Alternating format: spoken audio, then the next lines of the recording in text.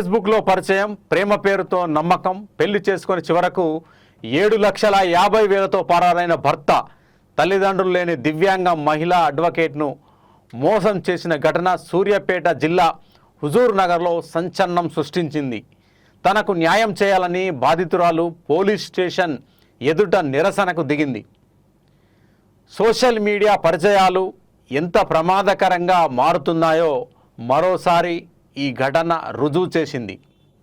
హుజూర్ నగర్కు చెందిన దివ్యాంగ అడ్వకేట్ షేక్ మౌలాబీకి గుంటూరుకు చెందిన షేక్ కరీముల్లాతో ఫేస్బుక్ ద్వారా పరిచయం ఏర్పడింది. తాను అనాథనని తెలుసుకున్న కరీముల్లా జీవితాంతం అండగా ఉంటానని, పెళ్లి చేసుకుంటానని నమ్మబలికాడని బాధితురాలు ఆరోపిస్తోంది.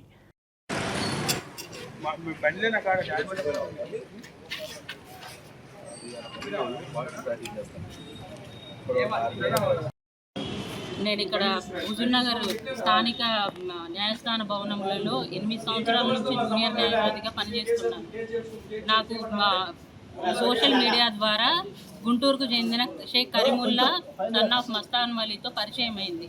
ఆ పరిచయం కొద్దిగా మేము ఒకే కమ్యూనిటీ వాళ్ళం కాబట్టి ఇద్దరం ఇష్టపడి మా కుటుంబం వాళ్ళ కుటుంబంతో మాట్లాడుకొని నేను గత డిసెంబర్ 2025 28వ తారీఖు కుటుంబ సభ్యుల అంగీకారంతో మా సొంత నివాస గృహంలోనే నేను అతన్ని పెళ్లి చేసుకున్నాను. పెళ్లి టైంలో అతనికి 7.5 లక్షల రూపాయలు మేము నాతోనే కలిసి ఉంటానంటే మేము నమ్మి ఇల్లు కొనుక్కోవడానికి ఇచ్చాము.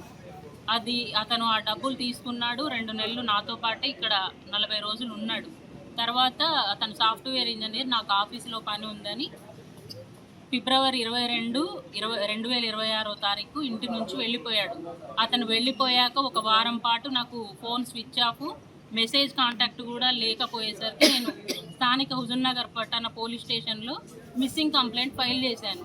కానీ అతను 2 నెలలు 3 నెలలు అయినా అతని లొకేషన్ ట్రేస్ కాలేదు, అతను దొరకలేదు. తర్వాత మళ్ళీ అతని ఫోన్ ఒకసారి ఆన్ అయింది. పోలీసులు అతన్ని ఎంక్వైరీ చేయడానికి తను ఒక లాయర్నే వాడు మొత్తం బోల్తా కొట్టి మొత్తం ఇది చేసిపోయిండు. వాడు మోసం చేసి అన్యాయంగా, వాడికి కూడా ఒక పిల్లలు ఉన్నారు, అయినా కానీ నా చెల్లెకి వచ్చి వాడు అన్యాయం చేసి ఇది చేసిపోయిండండి. వాడు ఆ నమ్మకంతో ఇద్దరు వివాహం చేసుకున్నారని తెలిపింది. పెళ్లి అనంతరం న్యాయవాద వృత్తిలో కష్టపడి సంపాదించిన 7,50,000 నగదును నమ్మకంగా తన భర్తకు ఇచ్చానని, ఆ డబ్బుతో కరీముల్లా పరారయ్యాడని బాధితురాలు వాపోయింది. తల్లిదండ్రులు లేని దివ్యాంగురాలిగా ఎంతో కష్టపడి న్యాయవాదిగా స్థిరపడిన తన జీవితాన్ని నాశనం చేశారని బాధితురాలు ఆవేదన వ్యక్తం చేసింది. మా పెళ్లికి వచ్చిన పెద్ద మనిషి అందరూ పక్క ఇళ్లలోనే ఉండి ఇతను నా హస్బెండ్ కరీముల్లా వీళ్ళందరినీ చూసి అతను ఎస్కేప్ అయిపోయాడు. వాళ్ళ అక్క ఎస్కేప్ అయిపోయింది. ఆ తర్వాత అతనికి పెళ్ళయి, ఇంతకు ముందే పెళ్ళిళ్ళయి ఫేస్బుక్ల ద్వారా ఇలాగే అతను నమ్మించి అమాయకపు ఆడపిల్లల జీవితాలతో నాశనం చేస్తున్నాడని ఎంక్వైరీలో పోలీసుల ద్వారానే నాకు నిజం తెలిసింది.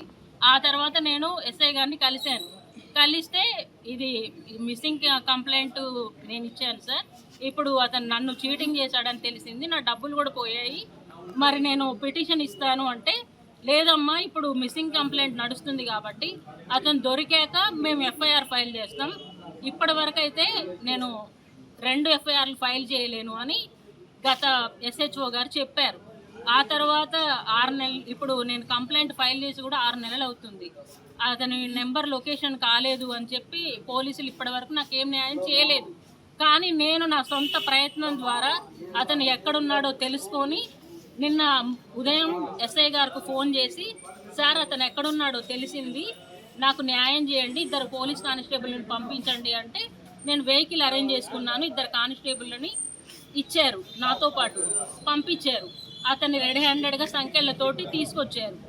వెళ్ళిపోండి అంటే, లేదు సార్ అతను మోసం చేసిన వాడు, రేపు నన్ను ఏమైనా చేస్తాడు, నాకు ఒక అన్నయ్య లేడు, ఒక అమ్మ నాన్న లేరు, ఎవరు లేరు, నేను తీసుకెళ్ళనని చెప్పారు. కానీ వాళ్ళు నా సిఐ గారి దగ్గరికి కూడా పోయి చెప్పాను, సార్ నా పరిస్థితి బాగాలేదంటే నేను ఎస్ఐ గారితో మాట్లాడతా అన్నారు. కానీ నేను వెళ్ళిపోయాక అతన్ని ఎవరో మున్నా అనే వ్యక్తికి హ్యాండ్ ఓవర్ చేసి ఖురాన్ మీద ప్రమాణం చేయించి అతను ఎస్కేప్ అవ్వకుండా చూసుకుంటామని చెప్పి అతనికి ఇచ్చి పంపించారంట. తెల్లారి నేను ఫోన్ చేసి వచ్చి సార్ మరి అతను ఏడి అని అంటే మా ఇష్టం, మేము మిస్సింగ్ కంప్లైంటే కదా, అతను వెళ్ళిపోయాడు, మీ ఇష్టం వచ్చింది చేసుకోండి అని మాట్లాడుతున్నారు. నాకు ఇక్కడ ఎస్ఐ గారిని సమర్థిస్తూ సిఐ గారు కూడా అదే సమాధానం చెప్తున్నారు. మళ్ళీ కంప్లైంట్ ఇవ్వండి, మళ్ళీ అతన్ని మేము 4-5 నెలల తర్వాత పట్టుకొస్తున్నామని మాట్లాడు. నాకు న్యాయం చేసే వరకు నేను పోలీస్ స్టేషన్ నుంచి ఇక్కడి నుంచి కదిలే ప్రసక్తే లేదండి. నేను చెప్తున్నాను, నాకు న్యాయం అతన్ని ఎలాగ పంపించారో అలాగ మళ్ళీ తీసుకొచ్చి నాకు న్యాయం చేయమని నేను మీ పత్రిక అభిముఖంగా నమస్కరిస్తూ తెలియపరుస్తున్నాను. హుజూర్ నగర్ పోలీస్ స్టేషన్లో ఫిర్యాదు చేసి నిందితుడిపై కఠిన చర్యలు తీసుకోవాలని డిమాండ్ చేస్తూ నిరసన చేపట్టింది. ఈ ఘటనపై స్థానిక బార్ అసోసియేషన్ సభ్యులు తీవ్ర ఆగ్రహం వ్యక్తం చేశారు. బాధితురాలికి న్యాయం చేయడంతో పాటు నిందితుడిపై వెంటనే కేసు నమోదు చేసి చట్టపరమైన చర్యలు తీసుకోవాలని పోలీసులను కోరారు. ఫేస్బుక్ వంటి సోషల్ మీడియా వేదికల్లో పరిచయమైన వ్యక్తులను పూర్తిగా నమ్మే ముందు వారి వివరాలను నిర్ధారించుకోవాలని న్యాయవాదులు సూచిస్తున్నారు. ముఖ్యంగా పెళ్లి పేరుతో జరుగుతున్న మోసాల పట్ల మహిళలు అప్రమత్తంగా ఉండాలని హెచ్చరిస్తున్నారు. మరియు మానవ హక్కుల కమిషన్ని, హైకోర్టుని, డీజీపీ గారిని కూడా బార్ అసోసియేషన్ నుంచి ఆశ్రయించి న్యాయం జరిగే వరకు మా యొక్క పోరాటం సాగుతుందని చెప్పేసి ఈ సందర్భంగా మీకు తెలియజేస్తున్నాం. ప్రేమ పెళ్లి పేరుతో జరిగిన ఈ మోసం స్థానికంగా తీవ్ర చర్చనీయాంశంగా మారింది. బాధితురాలి ఫిర్యాదుపై పోలీసులు ఎలాంటి చర్యలు తీసుకుంటారన్నది ఇప్పుడు ఆసక్తికరంగా మారింది. కరీముల్లా అనే వ్యక్తి ఫేస్బుక్ ద్వారా పరిచయం అయ్యి తల్లిదండ్రులు లేరు, ఎవరు లేరు, నేను నిన్ను చూసుకుంటా అని చెప్పేసి మాయమాటలు చెప్పి మోసం చేసి పెళ్లి చేసుకుంటూ ఆ తర్వాత 7 లక్షల రూపాయలు నువ్వు ఇవ్వు, మనం స్థలం కొనుక్కుందాం, మన పేరు మీద నీకు ఫేస్బుక్ లేదు, ఫోన్ పే లేదు కదా, నా ఫోన్ పేకి కొట్టే అని చెప్పేసి కొట్టించి మోసం చేసుకొని పరారైండు. అట్టి విషయంలో స్విచ్ ఆఫ్ చేసుకొని నేను ఉద్యోగానికి పోతున్నా అని చెప్పి వెళ్ళిపోవడం వల్ల సరే ఎవరన్నా మిస్ చేసి అనే ఉద్దేశంతో ఎంఐ మిస్సింగ్ కేసు పెట్టడం జరిగింది. ఆ తర్వాత జరిగినటువంటి ఎంక్వైరీలో వాడు మోసగాడని, ఇటువంటి మోసాలు చాలా చేస్తాడని చెప్పేసి విషయం తెలిసి మధ్యలో ఒక పిటిషన్ ఇవ్వడం జరిగింది. ఈ విధంగా నన్ను అన్యాయం చేసిండు, మోసం చేసిండు, నా డబ్బులు తీసుకొని వికలాంగురాలైనటువంటి నన్ను ఈ విధంగా మోసం చేసిండు, ఒక న్యాయవాదినే మోసం చేసినటువంటి ఇతన్ని కఠినంగా శిక్షించాలని చెప్పేసి పిటిషన్ ఇవ్వడం జరిగింది. అయితే అప్పుడు ఉన్నటువంటి ఎస్హెచ్ఓ గారు ఆల్రెడీ మిస్సింగ్ కేసులో ఎఫ్ఐఆర్ ఉంది కాబట్టి ఇప్పుడు ఎఫ్ఐఆర్ చేయలేము, మళ్ళీ వచ్చిన తర్వాత అతన్ని పట్టుకొని వచ్చిన తర్వాత ఎంక్వైరీ చేసేసి చీటింగ్ కేసు పెడతామని చెప్పేసి హామీ ఇవ్వడం జరిగింది. అతనిని రాత్రి పట్టుకొచ్చి వీళ్ళ సహకారంతో కానిస్టేబుల్ ఎస్ఐ గారు తీసుకొచ్చి ఇక్కడ దాదాపుగా చేతికి క్లిప్పింగ్ వేసి కూడా ఇక్కడ ఉంచడం జరిగింది.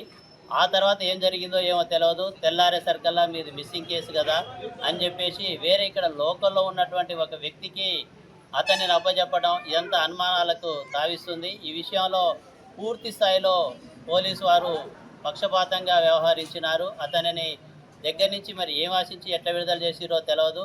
కాబట్టి అతన్ని ఇమీడియట్గా అరెస్ట్ చేసి న్యాయవాదికి రక్షణ కల్పించాలని చెప్పేసి హుజూర్ బార్ అసోసియేషన్ నుంచి డిమాండ్ చేస్తున్నాం.